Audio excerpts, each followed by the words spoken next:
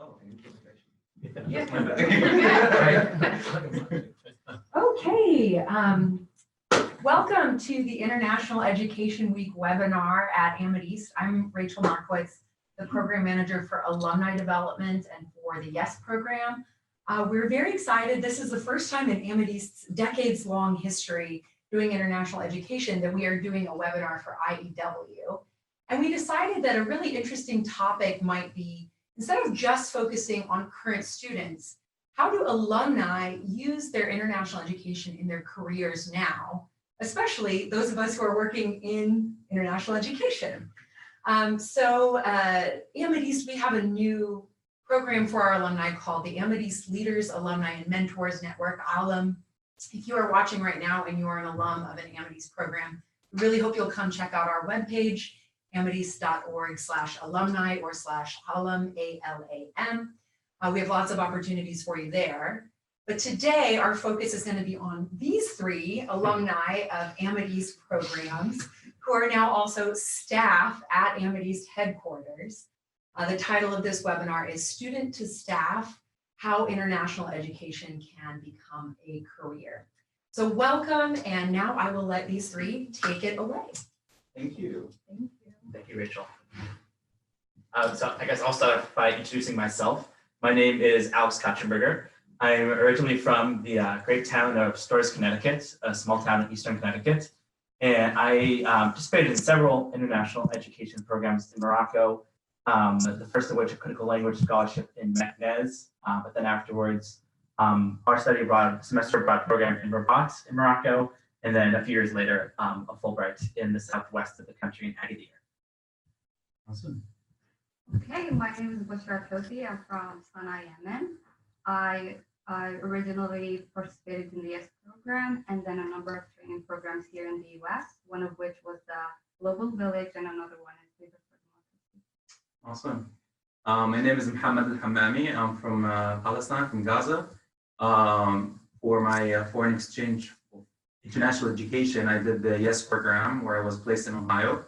And I was part of the Hope Fund scholarship where I did my undergraduate education here in Lancaster, Pennsylvania, Franklin Marshall College. Yeah. Awesome. All right. Well, I have a question for the two of you. So if we were to turn back the clock years now, before you first came to the US and before your first international education program, what made you want to participate in international exchange and international education in the first place? Whoever wants to. Well, I'm going to start. Sure. Well, before joining the YES program, I was part of the Access program for with Amideast, and that was my first window. I mean, it's called Access for a reason. Yeah. My first access to the outer world and the American culture and American society in general, because it's an English language training program, but uses American culture and American history and literature as a basis for it. So when I was part of that program, with my teacher brought it up to us, and he's like, "Well, there's this program where you can study a year for a year in the US. Do you guys want to apply?" And I remember thinking, like, wouldn't that be amazing? Like, oh, I mean, wouldn't that be great? I never thought I would actually be part of it. Like I was just like daydreaming about it, like, oh, It only feels real when it happens. US. So I applied there, and then it's just like I felt that it would be a great opportunity to just like learn more, because like the Access program did a really good job introducing us to different cultural aspects of American society, like Thanksgiving, Christmas, etc. But like I meant like thinking about actually living it and living with a host family. And participating, in all these activities and studying in an American high school is just like was very like for my little mind at the time, it was like mind blowing, and this excitement was what drove me to apply. Yeah. How about you? You were in the same program. Yeah. Well, school represented. Well, Amideast represented school, and they were like, "Oh, there's this opportunity to study in the US for a year." And they were like, "The deadline is today." And I was like, "Wait, what?" I was like, "How am I going to convince my parents to sign this document in like 4 hours?" So I went home and I'm like, "Mom, I get to go to the US." She's like, "What?" So I had her sign it. She didn't take me seriously. Neither did my dad. they were like, you know what, we might as well. But I was really excited because I thought, wow, a year in the US, something I saw on movies. I Right. did it, and Yeah. it was It exciting. worked out. And it worked out. Yeah. And what about Morocco? Yeah. So I suppose for me, How old were you when you went there for the first time? let's see. I was just finished my sophomore year of college. I was 19. Okay. The first time I got to Morocco. Yeah. And I suppose a bit different for me because I've been thinking about going abroad for years. Mm-hmm. Because I started studying Arabic my senior year of high school. And I think what I quickly found out is I wasn't going to make much progress studying in a classroom. Yeah. And at that point, my sophomore year of college, I'd studied for 3 years, but really struggled to say even like basic things. So from like the advice I got from all my professors and all my language teachers were like, you have to study abroad to like really get to a point where you want to learn Arabic. Yeah. So I've been thinking about it for years, but I think the other thing that influenced me to do it was being fortunate enough to like travel a fair amount when I was younger. I knew that I loved traveling and being in different places.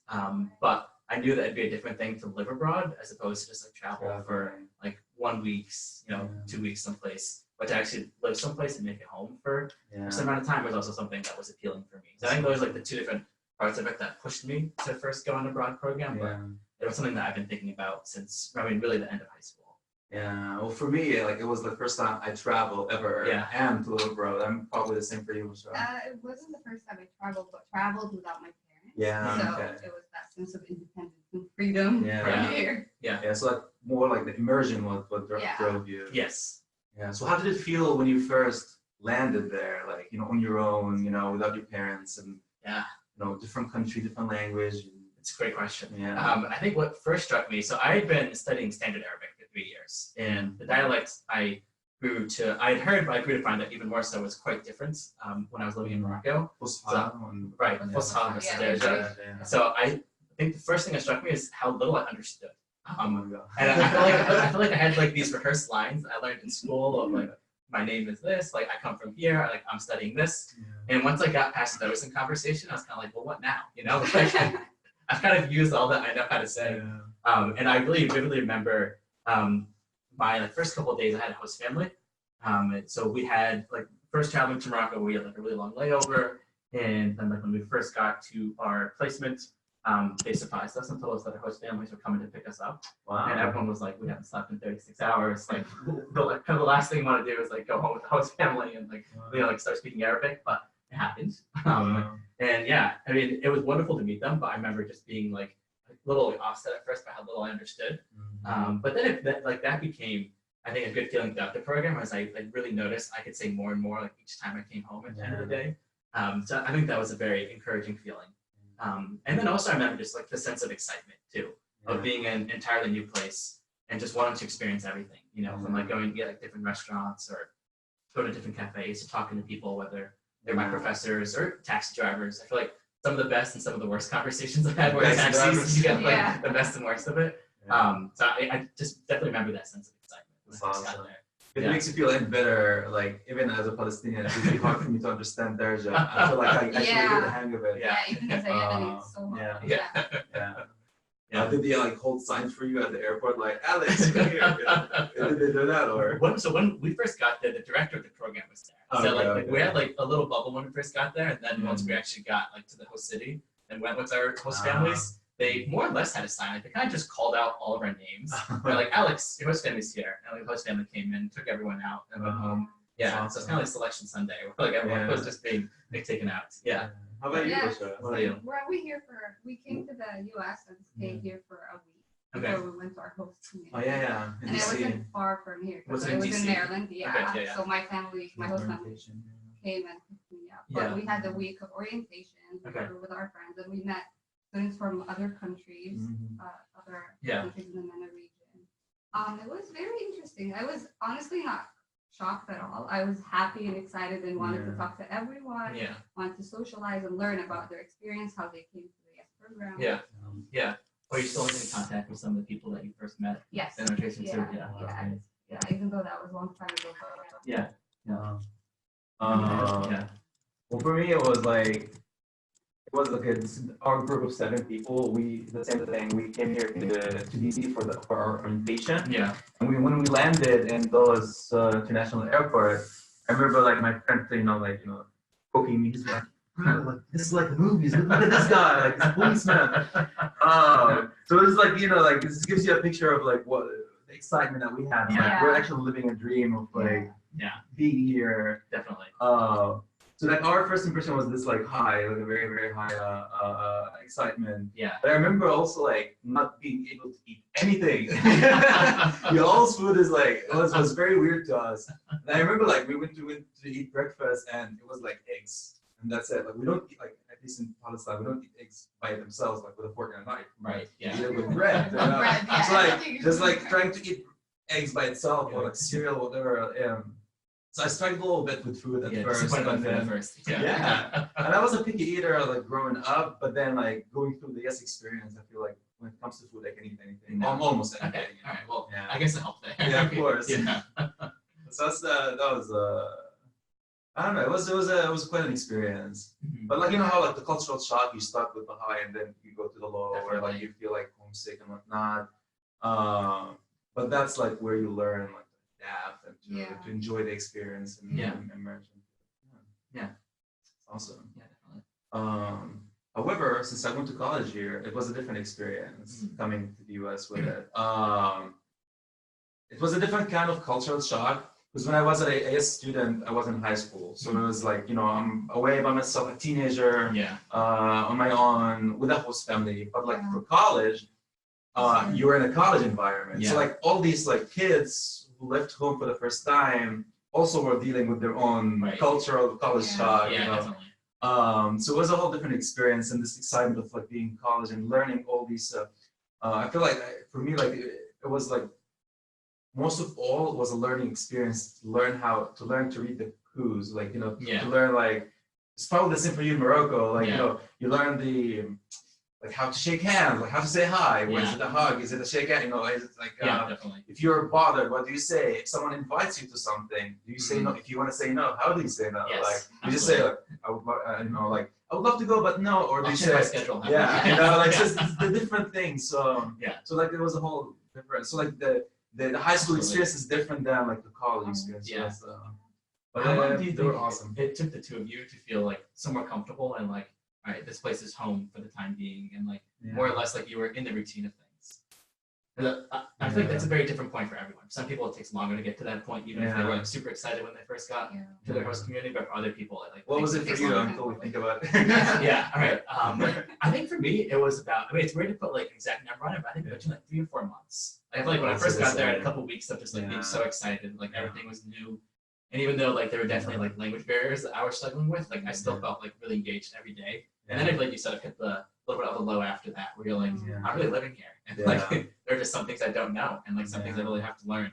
But I think for me, like after like 3 or 4 months of being there, it started to become a matter of like I could take it more day by day. Just like really like embrace each day and not be thinking about like, oh, like what's like the end of the program, or like when is it going to get easier? It just became like very much just being present. Yeah.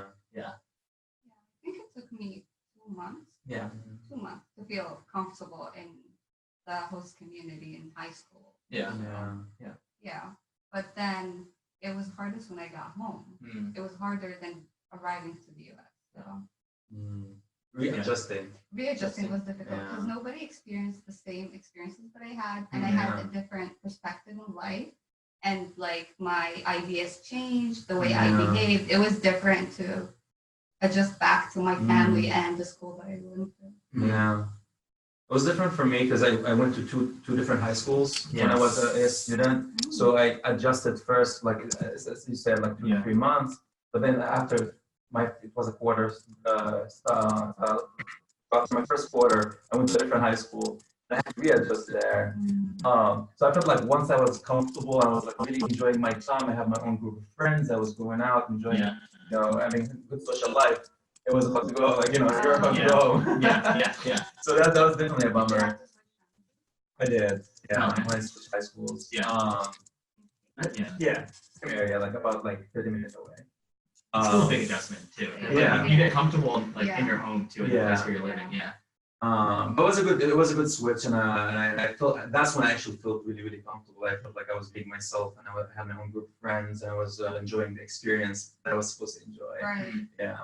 For college is different. Like for college, so like in the YES program, your focus is on the cultural experience. True. But for college, the academics come first. Definitely.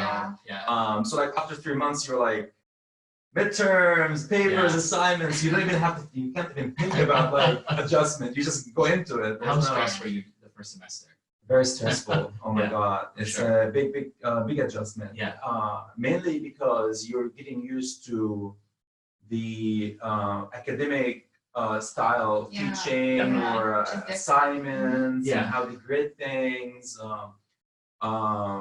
The way they teach, the professors, and how you get good grades differs from like how you get good here. It differs from how you Definitely. get good grades back Yeah. home. Yeah. So that was a big thing. And there's a big emphasis on reading and language, like, because, okay, I was here in the S program, I spent a year, but I don't think I was academically advanced enough to like read fast or like skim really quickly before class. So I have to spend hours reading the the papers and articles before class. And but it was very fruitful. I learned a lot. And I became advanced enough to to compete academically. Yeah. And so that was so that's the best way to do it, is just go into it. Yeah. Yeah. Dive right in. And was it the same for you? Like in So when I first got there, the only classes I was taking were like intensive Arabic classes. So I feel like that made it a little easier because I didn't have to like adapt to like a different style in lecture or like a super different writing style versus just studying Arabic. But I do remember our assignment every night was to write like a full page of a reflection on some part of your day or like some news that you read and to write a full page in Arabic. And at first that took me so long. Like, Yeah. I'd be at a computer for like 3 hours, just like trying to like make a full sentence and like type a page in Arabic. What But vocabulary did I learn today? Yes. I'm gonna put that in. Was it Arabic? yes, Bushra. Okay. And it took me so long at first. And I'd have to like be able to translate. I'd like have my like, dictionary to open up. I'd like be talking to friends and like just try and piece it together. Yeah. But then again, like towards the end of the program, it was like really cool to notice the progress of like right at the time I'm like, oh, it takes me like 20 minutes now to like write the full page or somewhere around there. Yeah. How was it going back? You talked about adjusting when you went back home, adjusting to the getting after experiencing the US and you have to readjust back home. Right. What we call the reverse cultural shock, isn't that the phrase? Yeah. Like, did you guys experience it? I mean, Yes. you did. You talked about it. I did, Can you yeah. And it expand? took me a year to recover. Wow. It did. I mean, I started feeling adjusted a little bit towards the first 3 months, but I still felt different. And the only people who understood the things I was going through were my peers from the S program. And my ideas, like how I viewed the future, what I wanted to do, I went back excited to make a positive change. Yes. And I was trying to like do all this community service for a project, be part of the S alumni. But it was difficult. And the sense of independence that I had and confidence did not go well with my family because you know how Arab families are. So like, you came back Americanized. I'm like, this is not me being Americanized. This is me telling you what Being I independent, need. right? Being independent. Yeah. I'm more confident. I knew what I wanted out of life. So it was difficult at first, but then they came around. Yeah. So I guess besides independence and confidence, what were like the biggest ways that you felt changed by the end of your 2 programs? I became open to change. I understood cultures differently. I was more interested in learning about different cultures. I was forgiving I understood other religions. I was interested in learning more about other religions, people. I became more interested in studying abroad. So I applied for different training programs abroad. And it was very interesting to see my perspective of the world in general. And I understood that honestly, coming from different countries doesn't matter. We're all similar in one way or another. And I learned that. And I met people through the other program, the Global Village. We were 118, I think, from 55 countries in one campus. And we were there for 6 weeks together. Even though we came from across the world. Oh, that's what the village program was. Yes. We came from different countries, but we were all similar. We had similar ideas. We all were the same. Like our differences were not challenging. Absolutely. So I think I went through the similar experience and similar changes. I feel like the biggest change, however, is that my view of different different people, different ideas, different cultures, etc., changed dramatically. As in, like you grow up, you're like, my culture is the best, you know, like oh, we have the best food, we have the best attitudes, we have this whatever. But then, like you grow up, you're like, well, they have good stuff as well. Oh well, we have bad stuff as well. Well, maybe I can just pick whatever I want for my own culture and for my own personality and etc. So that was the biggest change I feel, because I just stopped viewing things as in good or bad. I just viewed them as whatever they are, and then just like differences. exactly. And then I accepted the differences, but we growing up, you're like, okay, they're different, but now I'm like, okay, what can I learn from this difference, and how can I apply that difference, and how can I give, you know, to them in return. So like, so that was the biggest change, and very similar to like when I like the whole independence thing, it doesn't go away because I went back home after school, after college, after I ended on my undergrad in 2015. I lived with my family as well. I had my own apartment, but it's a family house. And every day, like when I'm out and it's like 10 p.m., my mom would call me and she would be like, "When are you coming home?" So that's like normal. Like it's even if you're like 25 or whatever, even if you lived like 6, 7 years abroad, your mom's gonna call you at 10 p.m. to ask where you are. I'm here and I'm an adult. So don't go out at night. I'm like, Mom, it's different in the US. So it's I don't know. Is it? Do you guys have that here? There are definitely some parts that I think I faced as well. I definitely agree with like the increased confidence and increased independence, which was wonderful to experience. But then I think for me coming back to a college campus environment, that was almost a little hard where, you know, it is like a small, very ingrained community, which is great to experience for a couple of years. But I think that being abroad and having your worldview like kind of shattered, and that makes it hard to transition back to like a very small community where, you know, everyone's doing things on campus and etc. So I faced a little bit of that, but I definitely agree with what you're saying too about like I think one of the best ways to learn about your own country and culture is to leave it and like to experience someplace else, and then you have like a frame of reference to compare. It's like, oh, things are done this way here, but like they're done this way in my home country. And then like I think like it leaves it open for you to like reflect on it in a different way. People ask you like the simplest, most basic questions, and it makes you think. You're like, so like, what do you do, you know, about this particular situation back home? And you're like, I never thought about that. Because you take it for granted. Absolutely. And you're like, why do we do that? And then you start to reflect on your own culture from the very, very basics. Because sometimes it's never questioned when like you're inside of it. And then people ask you, I said like simple questions, and you're like, that's a question I never thought of that way. Yeah.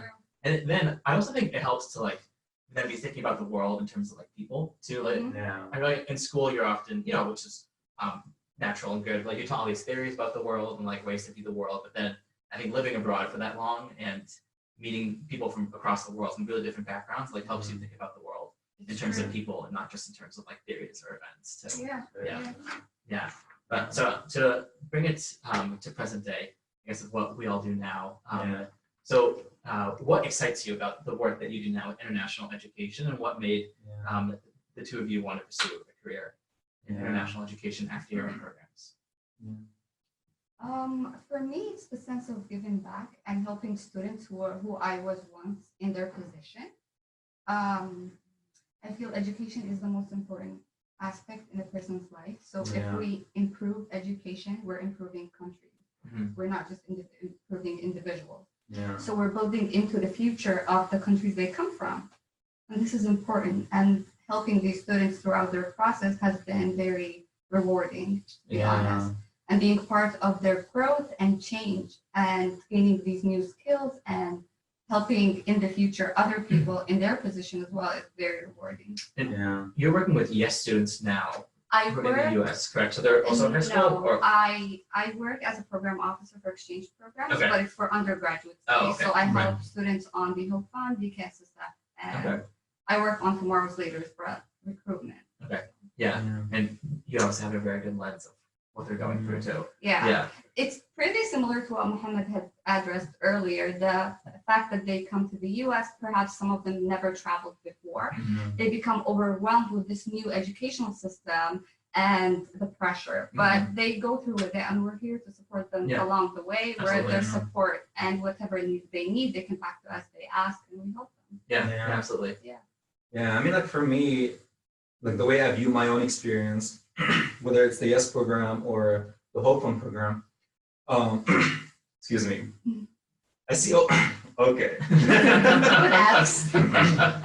Here we go. I reflect upon the changes that happened to me and the growth that I went through, and I compare where I was 7, 8 years ago and where I am right now, and the way I think, the way I view the world, and what really pushes me to like work in this field is that I would love for other people to experience the same things that I experience. I would love for them to enjoy meeting people from all different cultures and to live in different countries and get immersed into the host community, community of the world, to be cheesy. But I think it comes from my own experience where I view all the positives that happened to me because of international education, and I want people to also experience it. Especially, I mean, it's very personal for me because I come from the Gaza Strip, and with all the limited opportunities that we have back home, Amideast does a great and a fantastic job providing opportunities for people to engage in international education, whether it's in the access as a gateway, and the YES program, the Hope Fund, and the Fulbright, where they recruit students there. So I see this, and I'm looking at my own experience and what these opportunities meant to me. I want more people from back home, whether it's from the city or the refugee camp, to also experience these things. That's why I volunteer on a regular basis to help students write their not recommendation letters, personal statements, review them, etc., and how to like present themselves in a better way, and how to make their own experiences more unique, etc.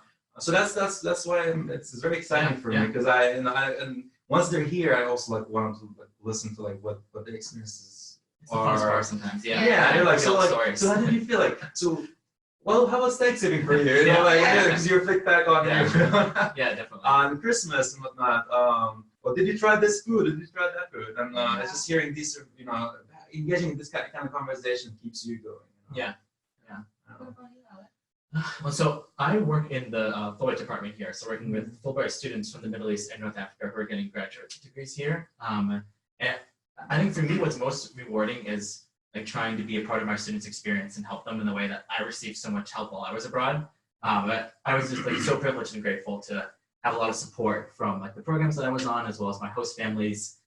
Even I remember when I first got to Morocco with Fulbright, so in 2017, there was a staff member, Mustafa, from the Fulbright Commission there, who was wonderful. He like came down to the city that I was going to be placed in and like helped me find housing and like met like with all these different landlords for me. And I just felt like I had such a fantastic experience while I was abroad, and a large part of that was because all the help that I got from people there. So now I think it feels rewarding to be on the other side of that, where I can hopefully be some part of my students' experience in a constructive way and like help guide them through things here. Especially because I think for a lot of students sometimes in the US, it's almost hard for them to access like information and guides and help, and to like have people who are like always going to be there as a resource for them. So I think it's, you know, it's fun to hear like all the stories of their time in the US, but it's also rewarding, I think, fitting to be on the other end of it now, where I have some sort of idea of like what they're going through. Obviously everyone's experience is going to vary so much, but just like some sort of an experience of what they're facing, and you know, to try and be a resource to help them with what comes up. Like also, I mean, this is very it's an amazing insight, and to add to that is also there's this aspect of understanding between peoples that is very important in international education, particularly when it comes to the Middle East, North Africa, and American people, where there's so much misunderstanding, so much misinformation.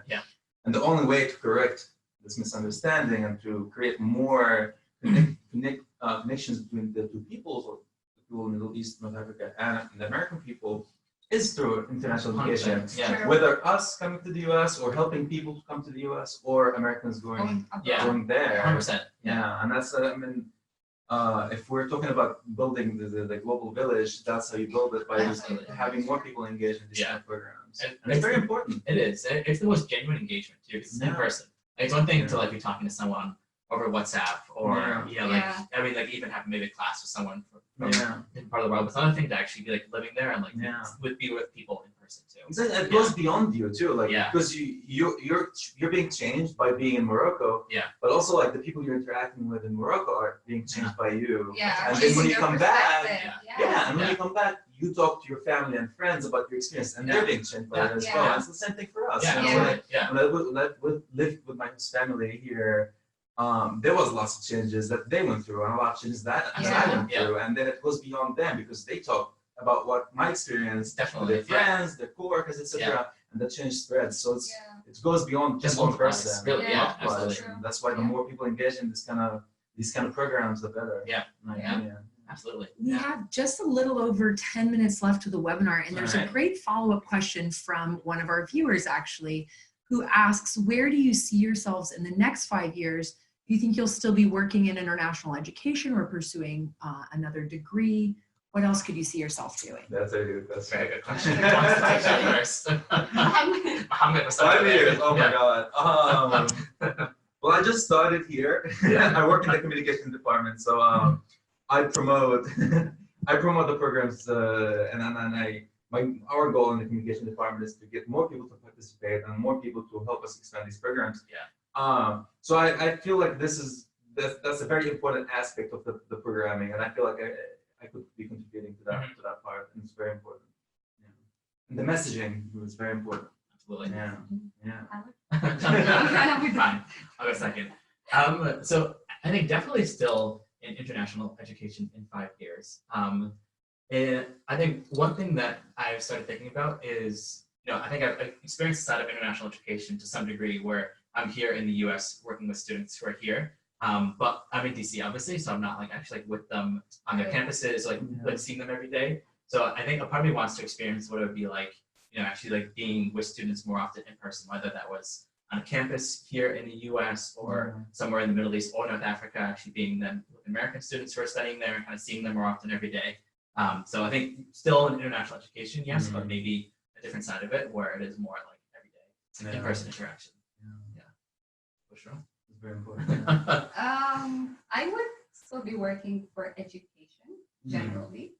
I'm not sure where that would be or how, but I'm planning to use the skills that I have and experiences that I have to help people in my country, because I'm trying to promote more educational opportunities there, and that's what's important. And I want to focus mainly on that, because whatever is happening now in Yemen is affected because a lot of the majority is not educated. So that's a very important goal. Yeah. Alex, we have a question specifically for you as well.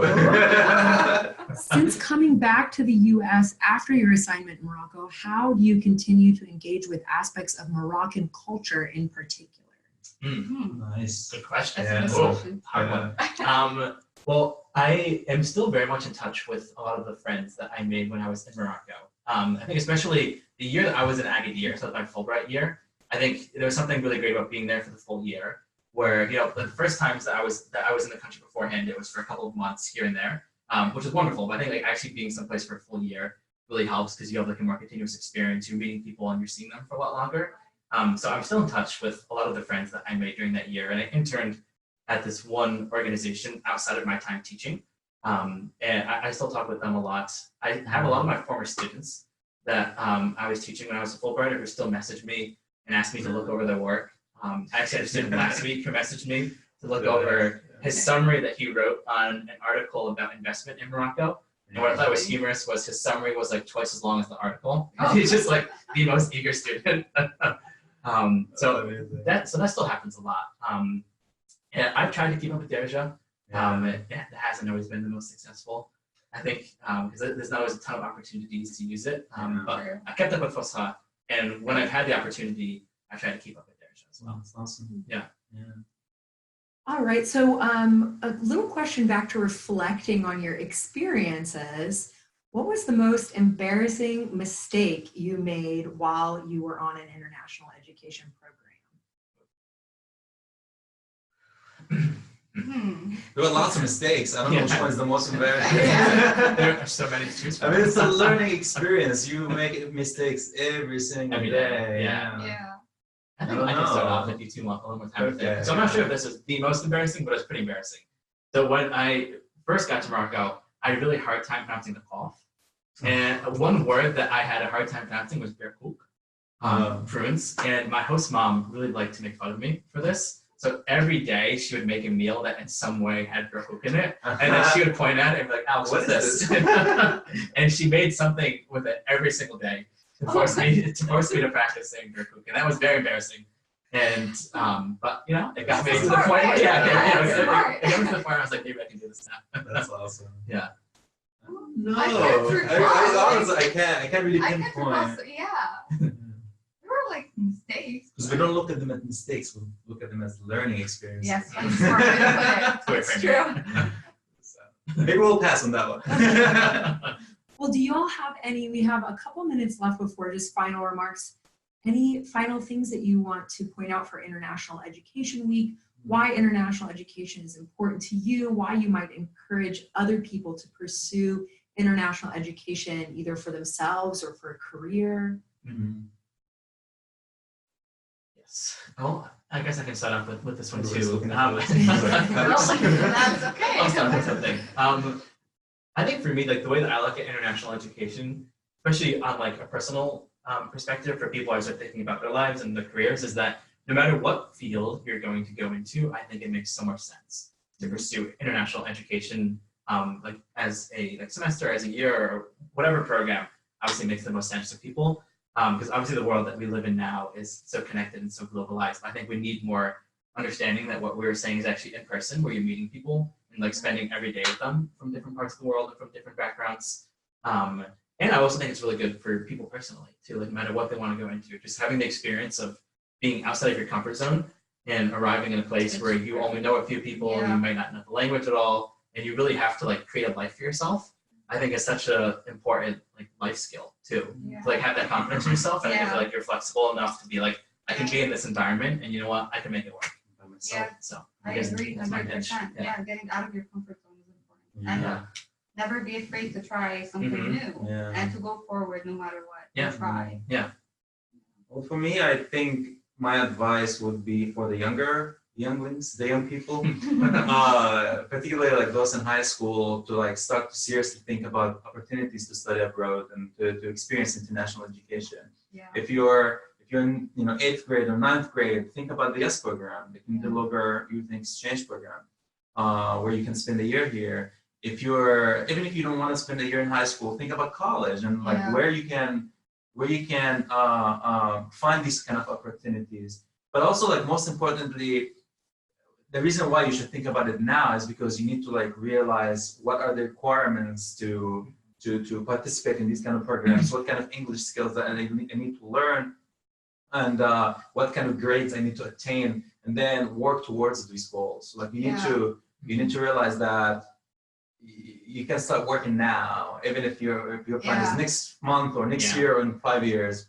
And it's very important to like keep going and to think about these things right now. And look for opportunities and see any opportunities available. And opportunities open doors towards other opportunities. Because for me, honestly, like the Access program was my first experience. Then where I was told about the YES program, and then because of the YES program, I learned about opportunities of coming to school here for my undergrad education to get my bachelor's. And because I got my bachelor's here, I'm here for grad school. Working here. I'm working here. Yeah. So it's everything like it's a ladder, and opportunities open doors for other opportunities. It so builds on itself. agree. Yeah, 100%. I mean, my CLS program led to my semester at Amideast, which then led to my year in Morocco as with Fulbright. It definitely does build on It itself. does lead to a lot of programs and opportunities. And meeting different people, building networks, it's never early. Absolutely. Utilize the opportunities. Yeah. I think this is a decent place to wrap it up. Okay. Just coming back in here to, first of all, thank the three of you very, very much for sharing your time and your energy with us. Thank you to everybody who's watching. We hope that you enjoyed being part of this kind of intimate conversation with Amideast staff and alumni. A huge thank you to the people who support the programs that Amideast helps run, especially the Department of State, the U.S. Department of State, who initiated International Education Week and who actually owns many of the programs that we are trusted with administering at Amideast, including the English Access Micro Scholarship Program, the YES program, And the CLS, leaders. Fulbright. Yeah. And thank you to anyone who supports or donates to Amideast proprietary programs as well, like the Hope Fund, the The Diana DKSSF. Kamal Scholarship Search Fund, and to anyone who's just watching so that you can use this new knowledge to help encourage other people to pursue international education. We really appreciate all of you. We are very thrilled to be working in this field, to be alumni of these programs.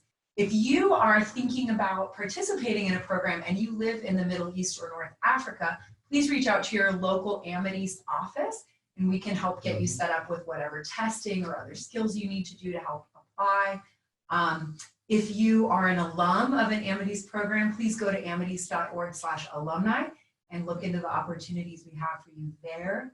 And if you are an international education professional looking for new opportunities, we also have career opportunities listed on our website. So thanks again. Any other things? No. Thank you, Rachel. Thank you, Yeah, Rachel. thank you, Rachel, for organizing this. Yeah. My pleasure. Thank you Be to our fun. communications and IT teams Yes. for Yeah, making thank all this you. happen. And happy International Education Week, everybody. That was fun. Yeah.